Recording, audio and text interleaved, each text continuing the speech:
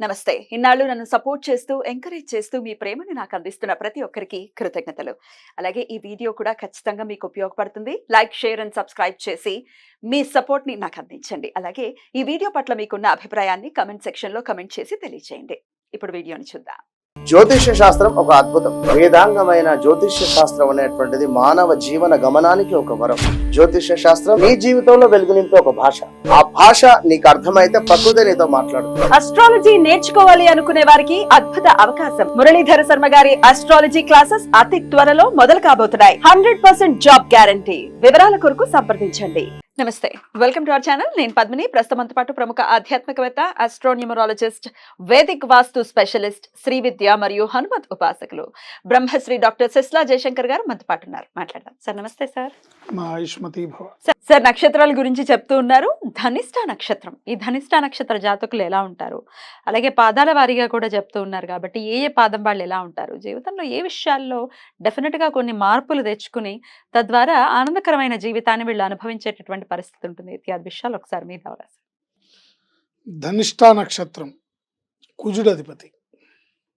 Fire brands అనుకోవచ్చా? Fire brands. అయితే ఇక్కడ మహర్షి చెప్పిన లక్షణాలు డిఫరెంట్ గా ఉన్నాయి. అవునా? ధనవంతుడు, దాత, సూర్యుడు, నష్టకళత్రం.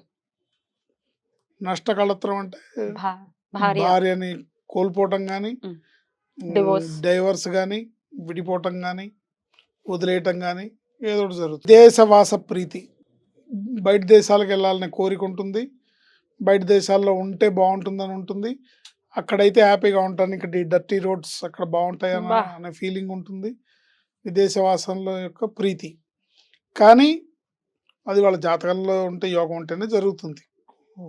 వీళ్ళకి కోరుకున్నంత మాత్రం జరగదు కదా, వాళ్ళకి జాతకంలో ఉండాలి.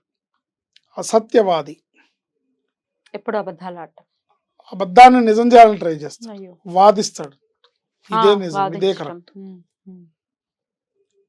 వాచాలుడు, ఎక్కువగా మాట్లాడతాడు. నృత్యము గానములందు ప్రీతి గలవాడు. గాలివాటం, మూర్ఖత్వం. డ్యాన్స్ అంటే బాగా ఇష్టంగా ఉంటుంది. గాలివాటం ఎటు వస్తే అటు వెళ్తూ ఉంటారు. మూర్ఖత్వం ఎక్కువ. ఒకటో పాదాన వాళ్ళ లక్షణాలు: నీతి రహితుడు, భారీ శరీరి, స్వార్థపరుడు, నలుగురు దృష్టిలో తానేమిటో అని అవకాశాలు జారవిడుచుకుంటాడు. నలుగురు దృష్టిలో తానేమిటో అని అంటే లేని అపోహలు తన మీద తనకే, నన్ను ఇలా అనుకుంటున్నారని ఆపర్చునిటీస్ పోగొట్టుకుంటారు.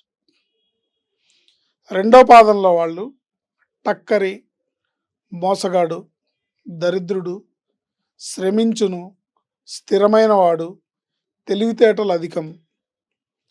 కార్యసాధకులుగా ప్రతిభ ఉన్నప్పటికీ ఎదుటివారిని తమకు అనుకూలంగా మలుచుకోవడానికే చూస్తారు.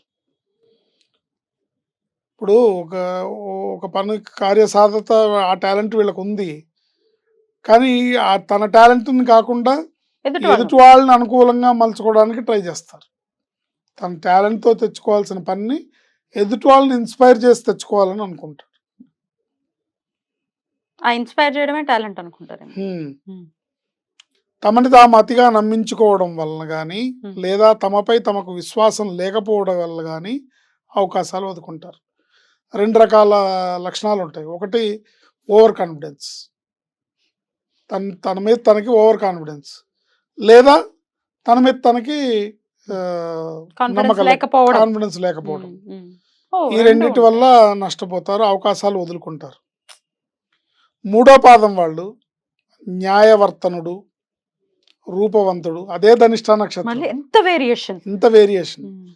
న్యాయవర్తనుడు, రూపవంతుడు, తమని తాము ఎక్కువగా ఊహించుకునుట, తాము లేకుండా ప్రపంచ మనుగడే లేదనే భావం, అహంకరించిన కొద్దీ అవమానం, భంగపాట్లు తప్పవు. అంటే వీళ్ళు ఎంత ఈగోకి పోతారో అంత అవమానాలు పొందుతారు. ఆ ఈగోని తగ్గించుకుంటే మంచిది. ఈగోని పెంచుకుంటూ పోతే ఆ అవమానాలు ఎక్కువ అవుతాయి తప్ప దానివల్ల యూజ్ లేదు. యూజ్ లేదు. Yeah. లోతైన మనస్తత్వం ఉండదు, కానీ ఉన్నట్లు ప్రదర్శిస్తారు. రైట్. నాలో ఏముందో నీకేం తెలుసు, నేనేం ఆలోచిస్తున్నాను నీకేం తెలుసు. ఏమీ లేదు. ఆ, ఓకే. అది. సో ఇలాంటి లేనిది ఉన్నట్టుగా ప్రదర్శిస్తారు. 4వ పాదం వాళ్ళు ధని, అంటే డబ్బు గలవాడు, క్రూరుడు, కొంచెం క్రూరమైన మెంటాలిటీ ఉంటుంది, గర్వి,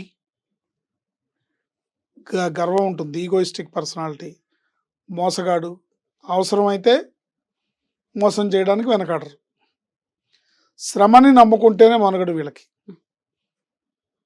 కానీ శ్రమని నమ్ముకోకుండా మోసం చేయాలని ట్రై చేస్తుంటారు. ఎదుటివారితో పోల్చుకొని అవకాశాలు జారవిడుచుకుంటారు. అయ్యో. ఎదుటివారితో పోల్చుకొని కంపారిజన్ పోల్చుకొని అవకాశాలు జారవిడుచుకుంటారు. సో ఇవి ఈ 4 పాదాలు ధనిష్ట నక్షత్రం. అంటే వాళ్ళ వ్యక్తిగత జాతకాన్ని అనుసరించి లక్షణాలు మారుతాయి, పరిస్థితి మారుతుంది, కానీ ఎన్నో కొన్ని కాదు, ఈ ఇంగ్రీడియంట్స్ అన్ని ఉంటాయి, ఫ్లేవర్స్ తో. ఫ్లేవర్స్ ఉంటాయి. బట్ అవి ఒకటి ఇంకో దాంతో కలిసినప్పుడు వచ్చే మిక్స్డ్ ఫలితాలు వేరే రకంగా ఉంటాయి. బట్ ఇది వాళ్ళు ఆలోచిస్తే ఈ లక్షణం నాకు ఉందా లేదా అని ఆలోచిస్తే అర్థమవుతుంది. కొన్ని చోట్ల బాహటంగా కనిపిస్తుంది, కొంతమందికి బాహటంగా కనపడదు, ఇంటర్నల్ గా ఉంటుంది. లగ్నాన్ని బేస్ చేసుకుని ఉంటుంది, అండ్ వాళ్ళ పేరుని బేస్ చేసుకుని ఉంటుంది, డేట్ ఆఫ్ బర్త్ ని బేస్ చేసుకుని ఉంటుంది. బట్ ఏదైనా అన్ని ఇంటర్లింక్ గానే వస్తాయి. మరి ఇంతకీ ఏం మార్చుకోవాలి సార్ వీళ్ళు? ఖచ్చితంగా ఈగో తగ్గించుకోవాలి. ఈగో తగ్గించుకొని క్రూరత్వాన్ని, అంటే మెంటాలిటీని కొంచెం, giving is the highest level of living. అంటే ఇవ్వడమే ప్రధానంగా పెట్టుకోవాలి, కానీ లాక్కోవడమే ప్రధానంగా పెట్టుకోకూడదు. Giving is the highest level of living అంటారు. సో అలా ఉంటే వీళ్ళకి బాగుంటుంది.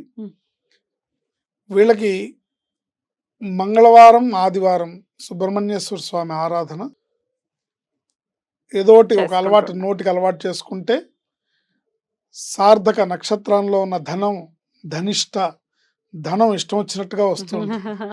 సుబ్రహ్మణ్య స్వామిని ఆరాధించారు. రైట్ సార్, అద్భుతంగా వివరించారు. కృతజ్ఞతలు సార్. ఇక నెక్స్ట్ ఎపిసోడ్ లో శతభిష నక్షత్రం గురించి మాట్లాడుకుందాం. Thank you sir. నమస్తే.